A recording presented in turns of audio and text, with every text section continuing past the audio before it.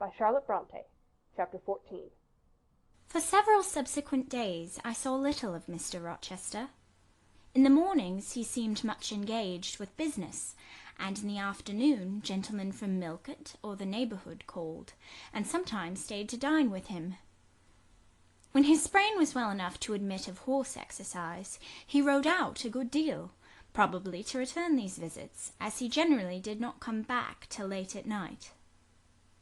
During this interval, even Adele was seldom sent for to his presence, and all my acquaintance with him was confined to an occasional rencontre in the hall, on the stairs, or in the gallery, when he would sometimes pass me haughtily and coldly, just acknowledging my presence by a distant nod or a cool glance, and sometimes bow and smile with gentlemanlike affability.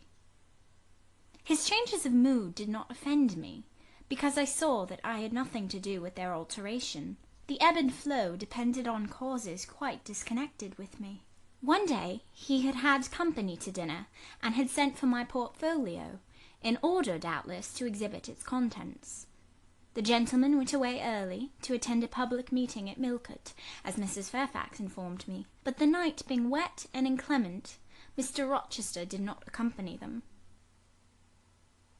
Soon after they were gone he rang the bell. A message came that I and Adele were to go downstairs. I brushed Adele's hair, and made her neat, and having ascertained that I was myself in my usual Quaker trim, where there was nothing to retouch, all being too close and plain, braided locks included, to admit of disarrangement, we descended, Adele wondering whether the petit coif was at length come, for, owing to some mistake, its arrival had hitherto been delayed. She was gratified. There it stood, a little carton on the table when we entered the dining-room. She appeared to know it by instinct. "Ma boîte! Ma boîte!" exclaimed she, running towards it. Yes, there is your boîte, at last. Take it into a corner, you genuine daughter of Paris, and amuse yourself with disemboweling it, said the deep and rather sarcastic voice of Mr. Rochester, proceeding from the depths of an immense easy-chair at the fireside. And mind, he continued, don't bother me with any details of the anatomical process, or any notice of the condition of the entrails. Let your operation be conducted in silence. Tiendras tranquille, enfant. Comprends-tu? Adele seemed scarcely to need the warning. She had already retired to a sofa with her treasure, and was busy untying the cord which secured the lid. Having removed this impediment, and lifted certain silvery envelopes of tissue paper, she merely exclaimed, "Au ciel, que c'est beau!" and then remained absorbed in ecstatic contemplation. Is Miss Eyre there? Now demanded the master, half rising from his seat to look round to the door, near which I still stood. Ah, well, come forward. Be seated here. He drew a chair near his own. I am not fond of the prattle of children, he continued, for, old bachelor as I am, I have no pleasant associations connected with their lisp. It would be intolerable to me to pass a whole evening tête-à-tête with a brat. Don't draw that chair farther off, Miss Eyre. Sit down exactly where I placed it, if you please, that is. Confound these civilities! I continually forget them. Nor do I particularly affect simple-minded old ladies. By the by, I must have mine in mind.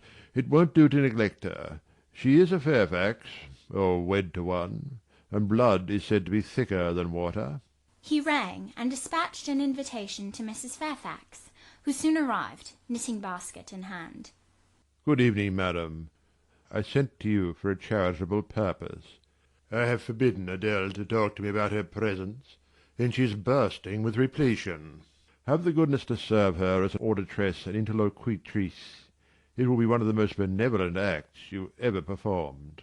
Adele, indeed, no sooner saw Mrs. Fairfax than she summoned her to her sofa, and there quickly filled her lap with the porcelain, the ivory, the waxen contents of her boîte, pouring out, meantime, explanations and raptures in such broken English as she was mistress of. Now I have performed the part of a good host, pursued Mr. Rochester, put my guests into the way of amusing each other. I ought to be at liberty to attend to my own pleasure. Miss Eyre, Draw your chair still a little farther forward. You are yet too far back. I cannot see you without disturbing my position in this comfortable chair, which I have no mind to do." I did as I was bid, though I would much rather have remained somewhat in the shade. But Mr. Rochester had such a direct way of giving orders, it seemed a matter of course to obey him promptly. We were, as I have said, in the dining-room. The lustre, which had been lit for dinner, filled the room with a festal breadth of light. The large fire was all red and clear, the purple curtains hung rich and ample before the lofty window and loftier arch. Everything was still save the subdued chat of Adele, she dared not speak loud, and, filling up each pause, the beating of winter rain against the panes. Mr. Rochester, as he sat in his damask-covered chair, looked different to what I had seen him look before. Not quite so stern, much less gloomy. There was a smile on his lips, and his eyes sparkled, whether with wine or not, I am not sure, but I think it very probable. He was, in short, in his after-dinner mood, more expanded and genial, and also more self-indulgent than the frigid and rigid temper of the morning. Still, he looked preciously grim, cushioning his massive head against the swelling back of his chair, and receiving the light of the fire on his granite-hewn features, and in his great dark eyes. For he had great dark eyes, and very fine eyes too, not without a certain change in their depth sometimes, which, if it was not softness, reminded you at least of that feeling. He had been looking 2 minutes at the fire, and I had been looking the same length of time at him, when, turning suddenly, he caught my gaze fastened on his physiognomy. "You examine me, Miss Eyre," said he. "Do you think me handsome?"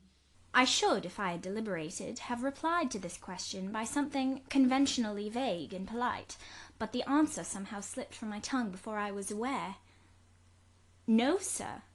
"Ah, by my word, there is something singular about you," said he.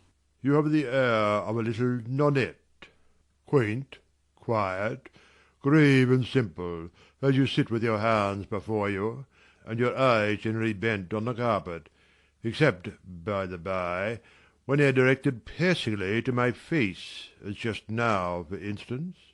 And when one asks you a question, or makes a remark to which you are obliged to reply, you rap out a round rejoinder, which, if not blunt, is at least brusque. What do you mean by it?" "Sir, I was too plain. I beg your pardon. I ought to have replied that it was not easy to give an impromptu answer to a question about appearances, that tastes mostly differ, and that beauty is of little consequence, or something of that sort." "You ought to have replied no such thing. Beauty of little consequence, indeed. And so, under pretence of softening the previous outrage, stroking and soothing me into placidity, you stick a sly penknife under my ear. Go on. What fault do you find with me, pray? I suppose I have all my limbs and all my features like any other man?" "Mr. Rochester, allow me to disown my first answer. I intended no pointed repartee. It was only a blunder." "Just so. I think so. And you shall be answerable for it. Criticise me. Does my forehead not please you?" He lifted up the sable waves of hair which lay horizontally over his brow, and showed a solid enough mass of intellectual organs, but an abrupt deficiency where the suave sign of benevolence should have risen. "Now, ma'am, am I a fool?" "Far from it, sir." "You would perhaps think me rude if I inquired in return whether you are a philanthropist?" There again, another stick of the penknife, when she pretended to pat my head, and that is because I said I did not like the society of children and old women. Low be it spoken. No, young lady, I am not a general philanthropist, but I bear a conscience. And he pointed to the prominences which are said to indicate that faculty, and which, fortunately for him, was sufficiently conspicuous, giving indeed a marked breadth to the upper part of his head. And, besides, I once had a kind of rude tenderness of heart. When I was as old as you, I was a feeling fellow enough, partial to the unfledged, unfostered, and unlucky. But fortune has knocked me about since. She has even kneaded me with her knuckles, and now, I flatter myself, I am hard and tough as an india-rubber ball, pervious, though, through a chink or two, still, and with one sentient point in the middle of the lump. Yes. Does that leave hope for me? A hope of what, sir? Of my final retransformation from india-rubber back to flesh? Decidedly he has had too much wine, I thought, and I did not know what answer to make to his queer question. How could I tell whether he was capable of being retransformed? You look very much puzzled, Miss Eyre, and though you are not pretty any more than I am handsome, yet a puzzled air becomes you. Besides, it is convenient, for it keeps those searching eyes of yours away from my physiognomy, and busies them with the worsted flowers of the rug. So, puzzle on. Young lady, I am disposed to be gregarious and communicative to-night. With this announcement he rose from his chair, and stood leaning his arm on the marble mantelpiece. In that attitude his shape was seen plainly as well as his face. His unusual breadth of chest, disproportionate almost to his length of limb. I am sure most people would have thought him an ugly man, yet there was so much unconscious pride in his port, so much ease in his demeanour, such a look of complete indifference to his own external appearance, so hearty a reliance on the power of other qualities, intrinsic or adventitious, to atone for the lack of mere personal attractiveness, that, in looking at him, one inevitably shared the indifference, and even in a blind, imperfect sense, put faith in the confidence. I am disposed to be gregarious and communicative to-night, he repeated, and that is why I sent for you. The fire and the chandelier were not sufficient company for me, nor would Pilot have been, for none of these can talk. Adele is a degree better, but still far below the mark. Mrs. Fairfax, ditto. You, I am persuaded, can suit me, if you will. You puzzled me the first evening I invited you down here. I have almost forgotten you since. Other ideas have driven yours from my head. But to-night I am resolved to be at ease, to dismiss what importunes, and recall what pleases. It would please me now to draw you out, to learn more of you. Therefore, speak. Instead of speaking, I smiled, and not a very complacent or submissive smile either. Speak, he urged. What about, sir? Whatever you like. I leave both the choice of subject and the manner of treating it entirely to yourself. Accordingly, I sat and said nothing. If he expects me to talk for the mere sake of talking and showing off, he will find he has addressed himself to the wrong person, I thought. You are dumb, Miss Eyre. I was dumb still. He bent his head a little towards me, and with a single hasty glance seemed to dive into my eyes. Stubborn? he said. And annoyed. Ah, it is consistent. I put my request in an absurd, almost insolent form. Miss Eyre, I beg your pardon. The fact is, once for all, I don't wish to treat you like an inferior. That is, correcting himself, I claim only such superiority as must result from 20 years' difference in age and a century's advance in experience. This is legitimate, et je tiens, as Adele would say. And it is by virtue of this superiority, and this alone, that I desire you to have the goodness to talk to me a little now, and divert my thoughts, which are galled with dwelling on one point, cankering as a rusty nail. He had deigned an explanation, almost an apology, and I did not feel insensible to his condescension, and would not seem so. I'm willing to amuse you if I can, sir, quite willing. But I cannot introduce a topic, because how do I know what will interest you? Ask me questions, and I will do my best to answer them. Then, in the first place, do you agree with me that I have a right to be a little masterful, abrupt, perhaps exacting sometimes, on the grounds I stated, namely, that I am old enough to be your father, and that I have battled through a varied experience with many men of many nations, and roamed over half the globe, while you have lived quietly with one set of people in one house? Do as you please, sir. That is no answer, or rather, it is a very irritating, because a very evasive one. Reply clearly. I don't think, sir, you have a right to command me, merely because you are older than I, or because you have seen more of the world than I have. Your claim to superiority depends on the use you have made of your time and experience. Promptly spoken, but I won't allow that, seeing that it would never suit my case, as I have made an indifferent, not to say a bad use of both advantages. Leaving superiority out of the question, then, you must still agree to receive my orders, now and then, without being piqued or hurt by the tone of command. Will you? I smiled. I thought to myself, Mr. Rochester is peculiar. He seems to forget that he pays me £30 per annum for receiving his orders. The smile is very well, said he, catching instantly the passing expression. But speak, too. I was thinking, sir, that very few masters would trouble themselves to inquire whether or not their paid subordinates were piqued and hurt by their orders. Paid subordinates? What? You are my paid subordinate, are you? Oh, yes, I had forgotten the salary.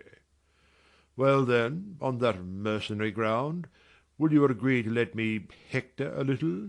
No, sir, not on that ground, but on the ground that you did forget it, and that you care whether or not a dependent is comfortable in his dependency. I agree heartily. And will you consent to dispense with a great many conventional forms and phrases, without thinking that the omission arises from insolence? I am sure, sir, I should never mistake informality for insolence. One I rather like, the other nothing freeborn would submit to, even for a salary. Humbug! Most things freeborn will submit to anything for a salary. Therefore, keep to yourself, and don't venture on generalities of which you are intensely ignorant. However, I mentally shake hands with you for your answer, despite its inaccuracy, and as much for the manner in which it was said as for the substance of the speech. The manner was frank and sincere. One does not often see such a manner. No, on the contrary, affectation or coldness or stupid, coarse-minded misapprehension of one's meaning are the usual rewards of candour.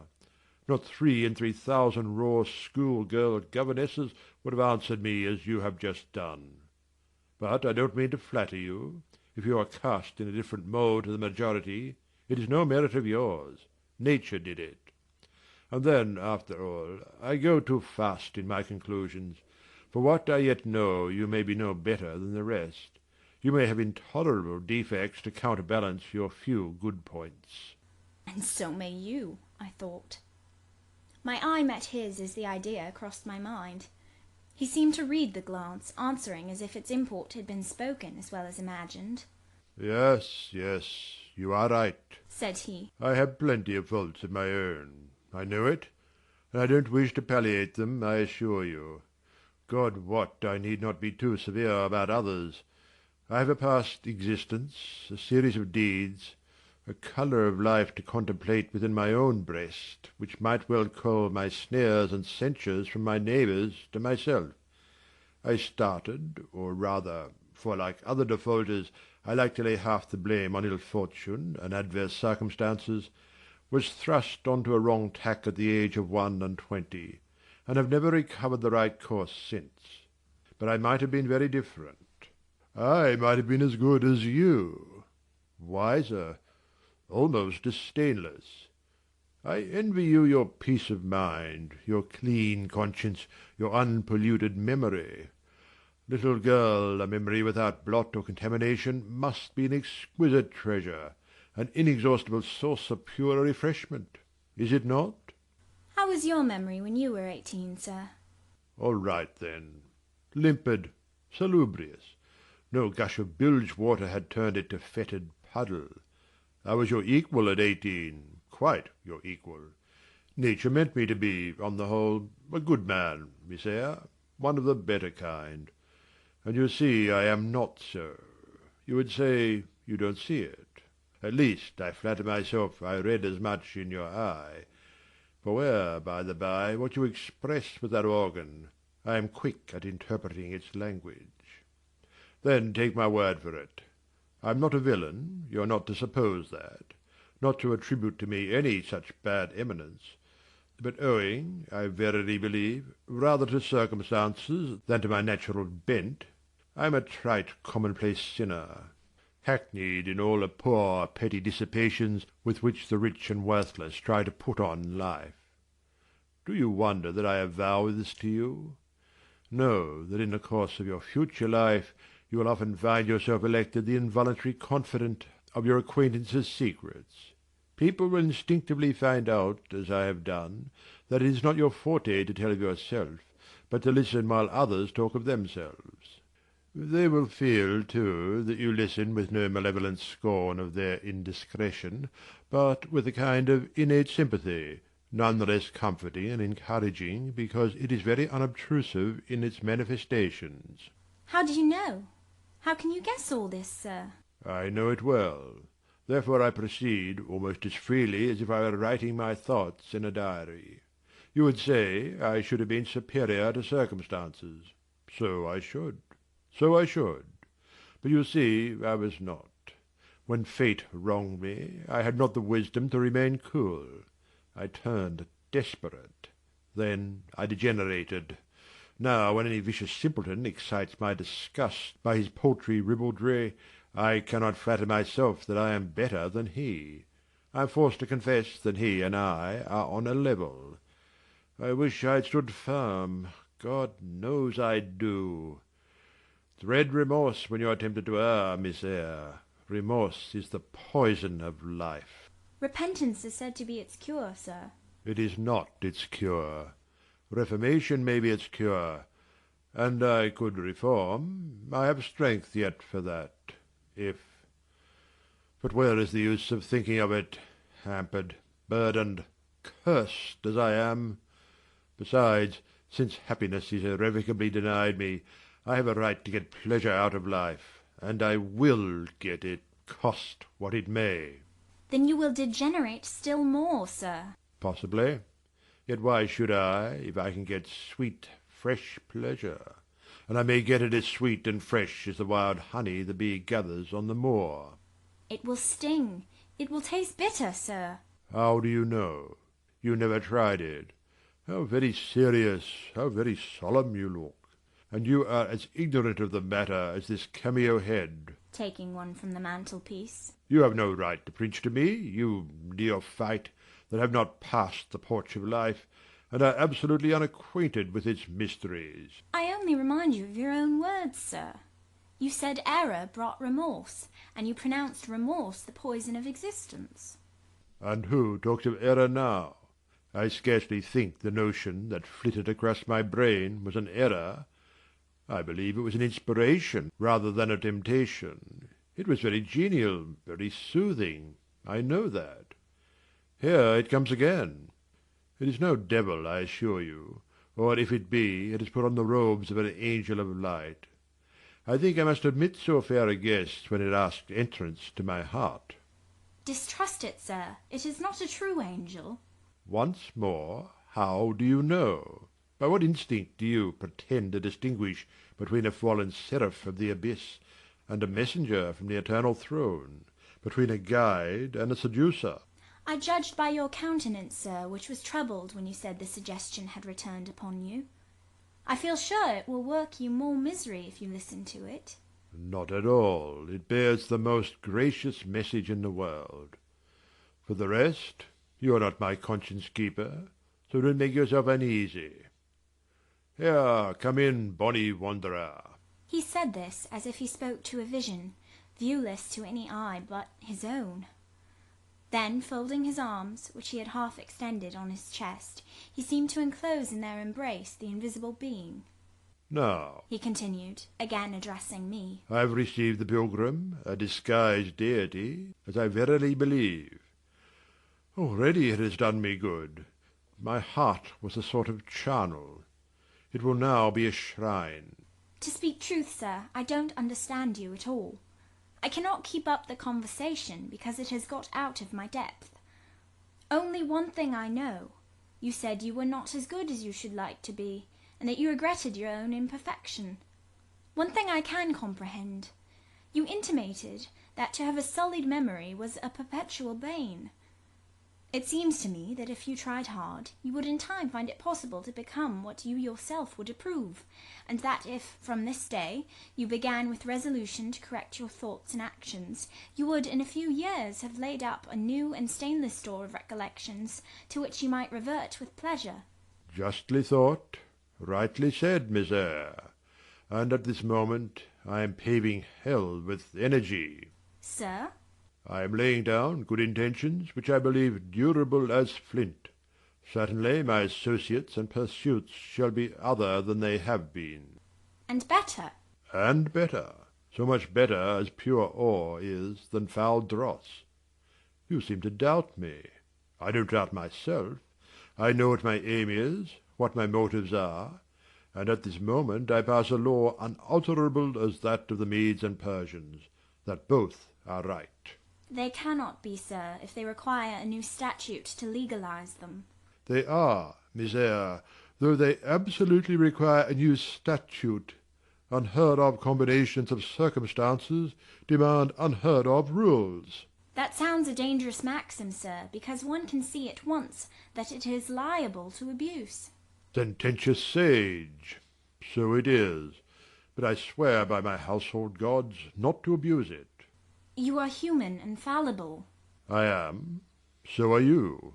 What then? The human and fallible should not arrogate a power with which the divine and perfect alone can be safely entrusted. What power? That of saying of any strange, unsanctioned line of action, "Let it be right." Let it be right. The very words. You have pronounced them. May it be right, then, I said as I rose, deeming it useless to continue discourse which was all darkness to me, and besides sensible that the character of my interlocutor was beyond my penetration, at least beyond its present reach, and feeling the uncertainty, the vague sense of insecurity, which accompanies a conviction of ignorance. Where are you going? To put Adele to bed. It is past her bedtime. You are afraid of me, because I talk like a sphinx. Your language is enigmatical, sir, but though I am bewildered, I am certainly not afraid. You are afraid. Your self-love dreads a blunder. In that sense I do feel apprehensive. I've no wish to talk nonsense.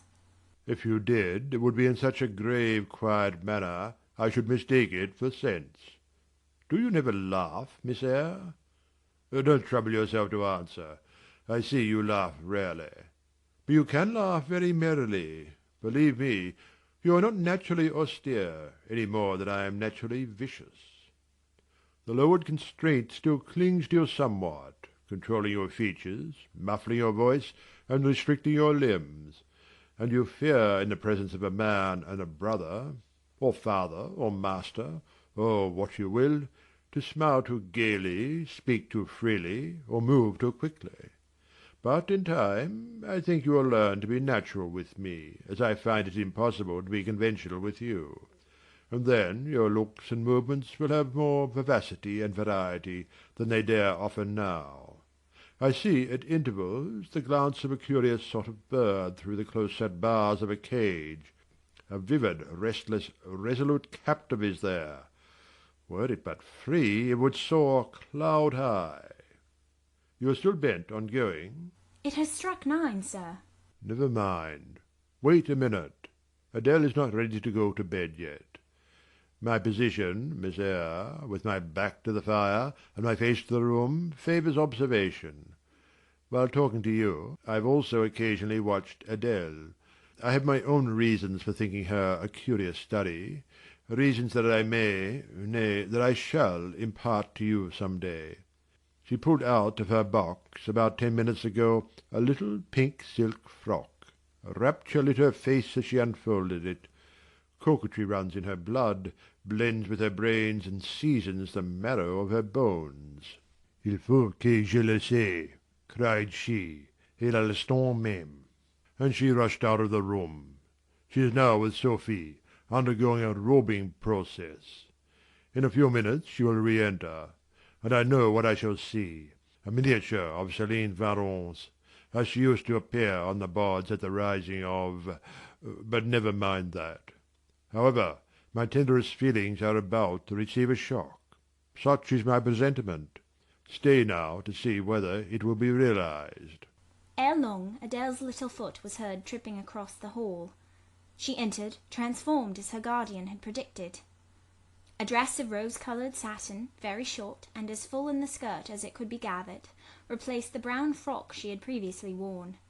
A wreath of rosebuds circled her forehead. Her feet were dressed in silk stockings and small white satin sandals. Est-ce que ma robe va bien? Cried she, bounding forwards. Et mes souliers? Et mes pas? Tenez, je crois que je vais danser. And spreading out her dress, she chasséed across the room till, having reached Mr. Rochester, she wheeled lightly round before him on tiptoe, then dropped on one knee at his feet, exclaiming, Monsieur, je vous remercie 1000 fois de votre bonté. Then rising, she added, C'est comme cela que maman faisait, n'est-ce pas, monsieur? Precisely.